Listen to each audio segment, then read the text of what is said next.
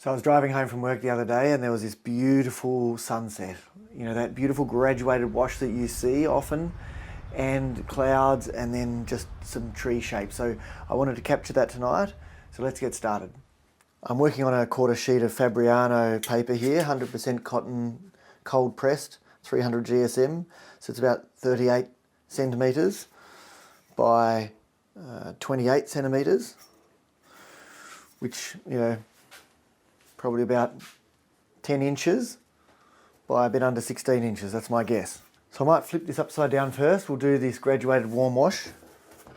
Which, have a look at the photo, there's obviously some warmth, there's some yellow sort of colours, some orangey sort of colours there. So let's see how we go about capturing that. And I want the brightest bit to be kind of here, and quite quickly to graduate to nothing by about halfway. I think I'll use a little bit of Cadmium Yellow and a bit of Cadmium Red.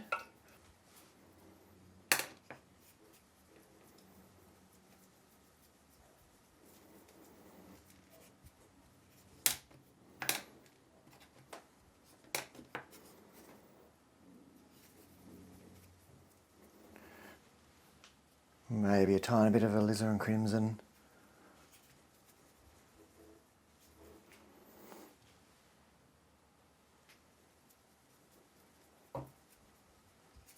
Right, let's do a graduated wash, but I want to make sure that this part here is the strongest part, so it doesn't really matter what happens down there. So I just want to make sure that this part here is the strongest part, and then I can graduate it a bit below. And this one I want to really graduate pretty fast.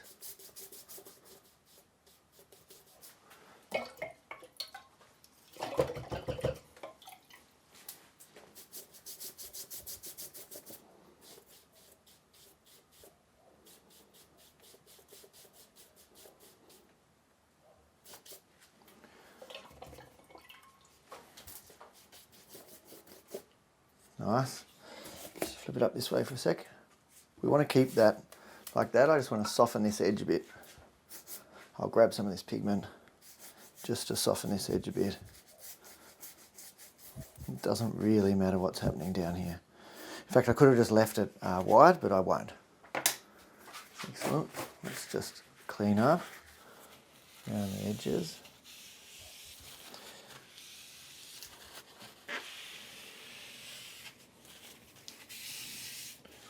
And actually what I might just do is just clean up a bit of this. There's a tiny bit of pigment up here. I'll just clean that up a bit because I don't really want any pigment up there to reduce the blue I'm going to put up there. So I think I could have added a little bit more Cadmium Red to that, or a little bit more Alizarin Crimson. Still nice, still very nice. And the other thing I'm not going to do, I'm not going to tilt it this way because I don't want it to head into that too much. Like normally with a graduated wash I'd have it tilted for a fair while, just let it keep running, but for this I'm happy to let it not move heaps down that way. Right, let's dry this. Right, let's do the cool layer now. And it doesn't have to be really strong actually, like it's strongest kind of up here of course and graduates down. And you don't want to take it too far because if you've got blue here, it will end up being a bit green. We want to keep those clean colours here. So we want to go here to almost nothing by about here. So that's slightly difficult to do that, but we'll see how we go. I'll get a bit of Cobalt Blue. Doesn't have to be the strongest mix in the whole world. And I'll just get a little bit of Cerulean Blue just to mix with that too, because I just feel like that's maybe a tiny bit of French Ultra.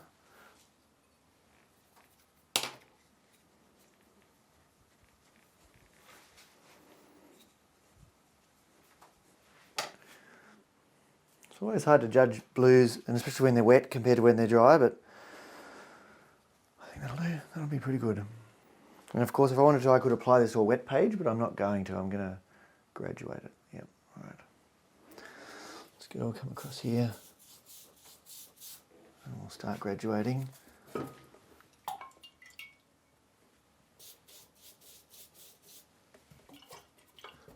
Got to graduate fairly fast. I don't want too much. I flick that out a bit so I don't have too much water. And my problem is if I go too many passes now, I'll start disturbing underneath. So let's not do that. Just be gentle here, gentle, very gentle. And the only issue is that I haven't really got quite enough pigment there. So I'll pick up some more pigment here.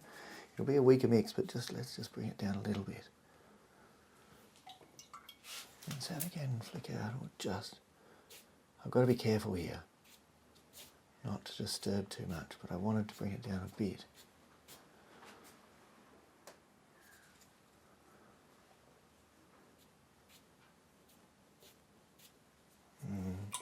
Maybe that was a bad decision. I'm almost getting green. All right. Now let's leave this at a slight angle. I've just got rid of that brightness a bit. It's there. Kind of not what I wanted to do. Tiny bit, I've got rid of that a bit. Right, let's dry this. So while this is damp, and I could have done this while this was wet, is I'm just going to come in and do these little wisps of cloud. And I don't have to copy this photo exactly, but it's sometimes fun to do so. So I've just got a fan brush here, and I'm going to very lightly just look at those shapes, look where they are roughly, and just come in and just roughly do that.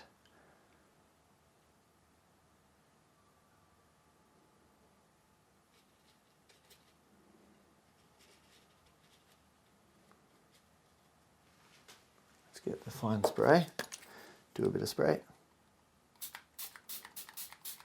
Come in a little bit.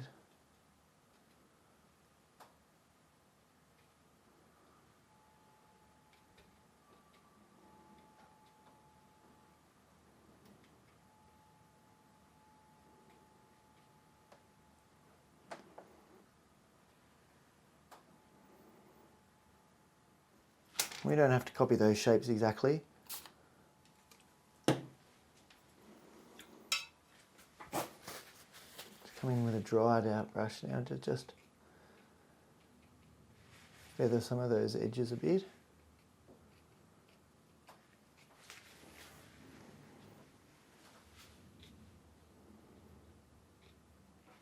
That'll do. Right, let's keep drying. Just before we get started with the clouds, if you would like some more help with your watercolour, then you can join me with Watercolour Landscapes for Beginners. It's a great course, good foundational course to help you to understand this medium and to paint more loosely with Hake or Hake brushes on gradually larger scales. So check out the link in the description below or up above here somewhere. All right. So I've cleaned up all my brushes, so they're ready to go. They're damp, but they're all clean. So it means if I need to grab another brush, then I can.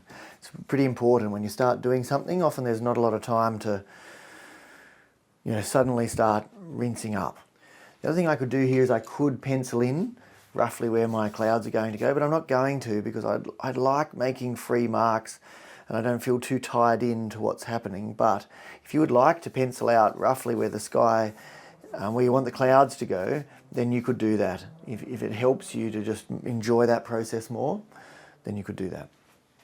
I think I'm going to use like 1-inch Hake brushes because they seem about the right size for the type of cloud formations that are there. Even though normally on this scale I might go a bit bigger, but I think I'll see how I go. I might end up using more than one. Also, sorry, this mix before was Cobalt Blue Light Red mixed with a little bit of burnt umber. And then the clouds I'm going to bring in now is mostly going to just be Cobalt Blue Light Red. I really think that's a really close match for what that colour is. So we'll do that. So I've changed my mind. I'm going to pencil in a little bit the clouds. And the reason being is that actually where I've got the light here, it's pretty important that I don't go too high up. Otherwise there won't be enough nice colour above the clouds. So by penciling it in, I can decide I can make my cloud potentially up here like a bit bigger, so it's a bit more grandiose, and then coming down to sort of here, and it's not exact, but it's just, and because those clouds are pretty dark, it means that I can pencil with this 2B, and it also means if I don't quite get it right now, I can look back and go, what's that like?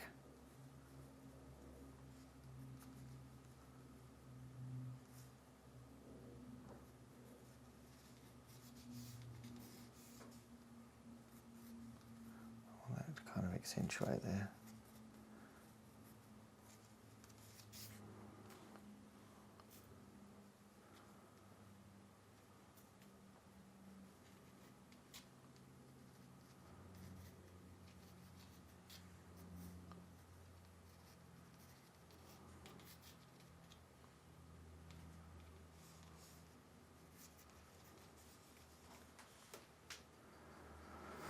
Nice, I think that's not too bad.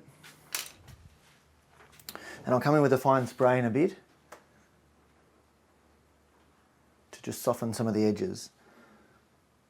You could use a round sable too.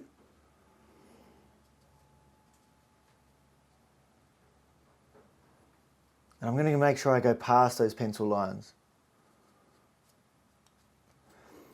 I'm just going to have my spray, so I just spray a little bit onto here as I go, so it just softens those edges a bit.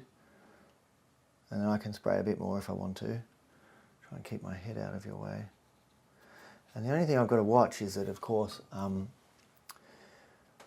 brought the yellow down into here, and so it's fairly strong.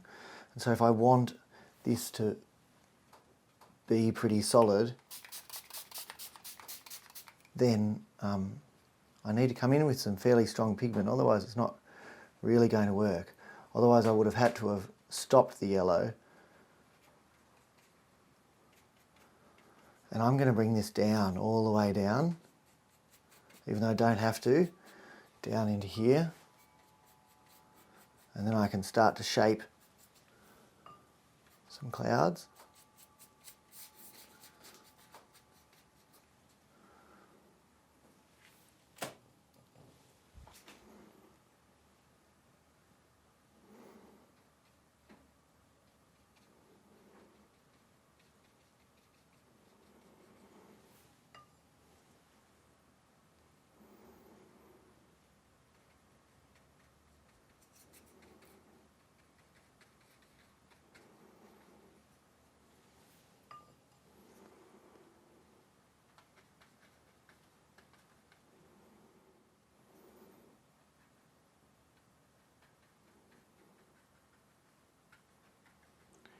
Almost like mountains.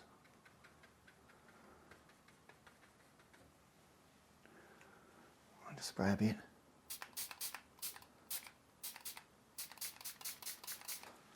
Ooh, not too much, Scott.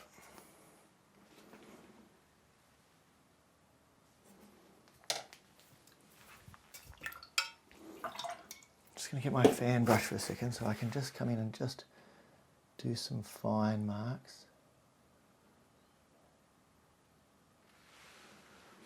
Some of these clouds do have some wispy edges.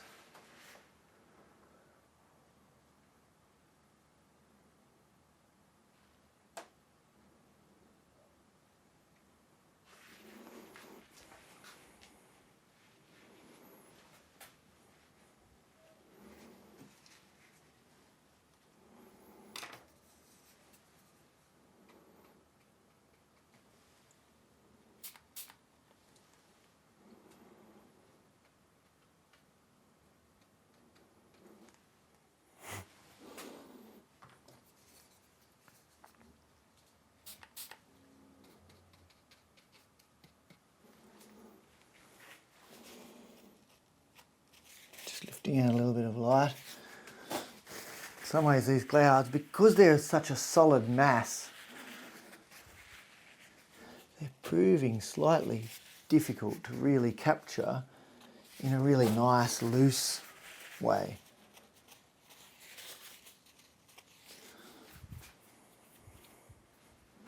And the shapes are slightly unusual. Just going to spray a bit.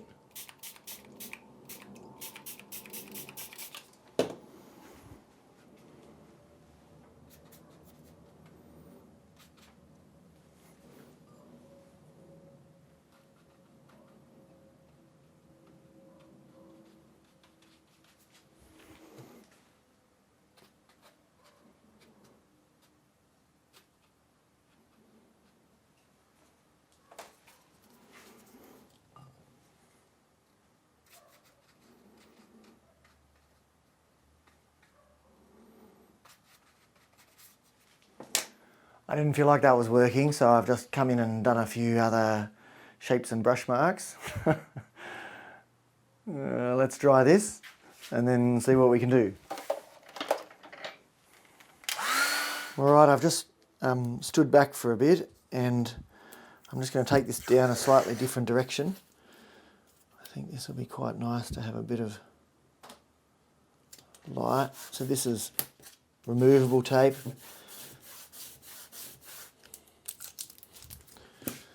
So that it doesn't rip the paper. I've got my flat nylon here. I'm just going to lift out a light down in here.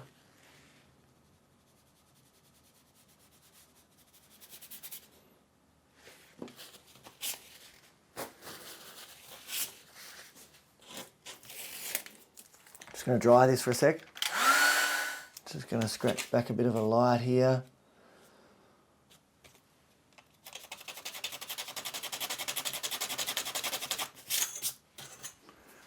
Just going to step back again. That's what always is good to do. Keep stepping back.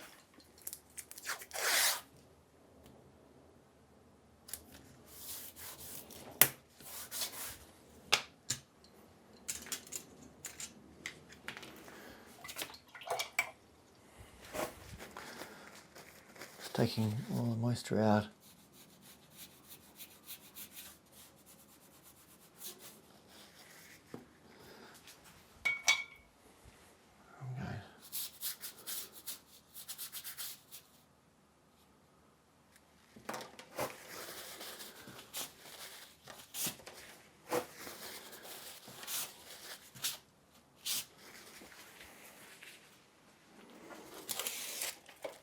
Well, let's dry this and do one last thing to see if I can just make this a little bit stronger.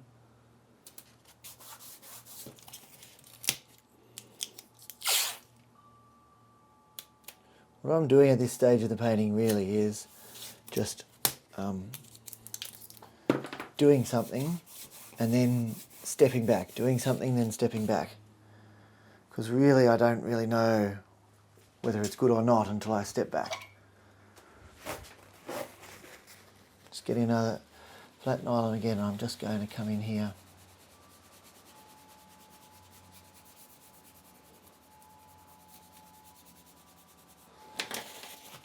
Now I've got to be careful I don't rub it into the paper too much.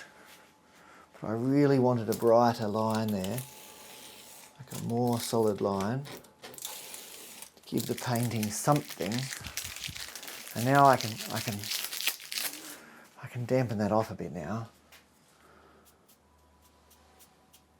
Shit. Oops. Well done, Scott, just stuffing it all up.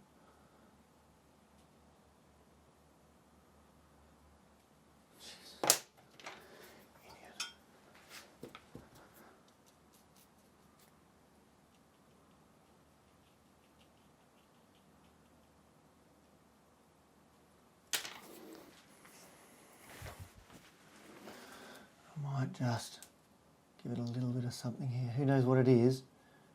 We'll just take a little bit out there, and then we'll just